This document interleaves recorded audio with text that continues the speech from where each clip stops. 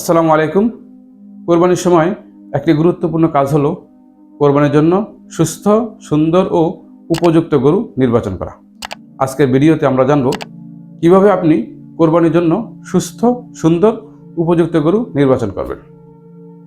কোরবানির জন্য একটি গরুর বয়স অবশ্যই 2 বছর হওয়া লাগবে। জন্য কেনার আগে আপনি তার বয়স সম্পর্কে নিশ্চিত হয়ে নেবেন। তার গায়ে কোথাও কোনো ক্ষত আছে কিনা, তার লেজ, তার নাক, তার খুর, তার শরীর সমস্ত অংশ দেখে নিশ্চিত হয়ে নেবেন। যদি কেউ গাভী গরু কিনেন, গরুটি গর্ভবতী কিনা নিশ্চিত হয়ে নেবেন। একটি সুস্থ গরু তার পারিপার্শ্বিক পরিবেশ সম্পর্কে ওয়াকিবহাল থাকবে। আপনি তার কাছে যান, সে সরে যাবে। তাকে ধরতে যান, সে শিং দিয়ে তাড়ানোর চেষ্টা করবে। কোনো শব্দ করেন, সে শব্দের দিকে তাকাবে। একটি সুস্থ গরু সবসময় জাবর কাটতে থাকবে। সে অবসর সময় জাবর কাটবে। সে যা খেয়েছে সেটা আবার মুখ থেকে বের করে চিবাতে থাকবে। তার 2 নাকের মাঝের অংশ, যে কালো অংশটা, এটা সবসময় ভেজা থাকবে। এখানে বিন্দু বিন্দু ঘাম থাকবে। সে তার কানগুলোকে নাড়াচাড়া করতে থাকবে। সে তার লেজ দিয়ে মশামাছি তাড়াবে। সে মাঝে মাঝে শরীরকে ঝাঁকুনি দেবে, তার চামড়াকে ঝাঁকুনি দেবে মশামাছি দূর করার জন্য। তার সামনে কোনো খাবার ধরেন, সেই খাবারটা আগ্রহ ভরে খাবে। এই সুস্থ গরুর ক্ষেত্রে, মোটা তাজা গরুর ক্ষেত্রে তার পাঁজরের কয়েকটি হাড় দেখা যাবে। তার প্রস্রাব, তার পায়খানা এগুলো স্বাভাবিক থাকবে। আর অসুস্থ গরুর ক্ষেত্রে আপনি কী কী লক্ষণ থেকে বুঝবেন গরুটি অসুস্থ?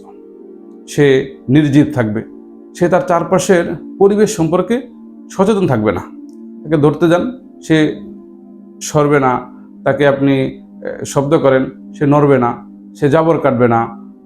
সে যদি তাকে খাবার ধরেন, সে খাবার আগ্রহ ভরে খেতে চাবে না।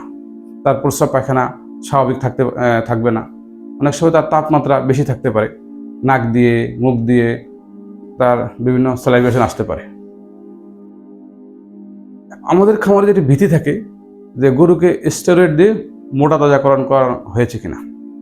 তো বর্তমানে স্টেরয়েডের ব্যবহার খুবই কম। প্রাণী সম্পদ অধিদপ্তরের অব্যাহত প্রচেষ্টায় এবং ভেটেরিনারিয়ান ডাক্তারদের সচেতনতামূলক প্রোগ্রামের জন্য এখন মানুষ স্টেরয়েড খুব কম ব্যবহার করে। তারপর কিছু অসাধু ব্যবসায়ী স্টেরয়েড ব্যবহার করতে পারে। তো স্টেরয়েড যুক্ত গরুর ক্ষেত্রে কীভাবে বুঝবেন এটি স্টেরয়েড যুক্ত, যে স্টেরয়েড ব্যবহার করা হয়েছে? আপনি এইসব গরুর ক্ষেত্রে তার মাংসল অংশে যদি চাপ দেন, যদি চাপটা বসে থাকে তাহলে বুঝবেন স্টেরয়েড ব্যবহার করা হয়েছে। আর যদি চাপটা বসে না থাকে তাহলে বুঝবেন স্টেরয়েড ব্যবহার করা হয়নি। তাহলে স্টেরয়েডযুক্ত গরু সাধারণত এটা মোটা হয় না।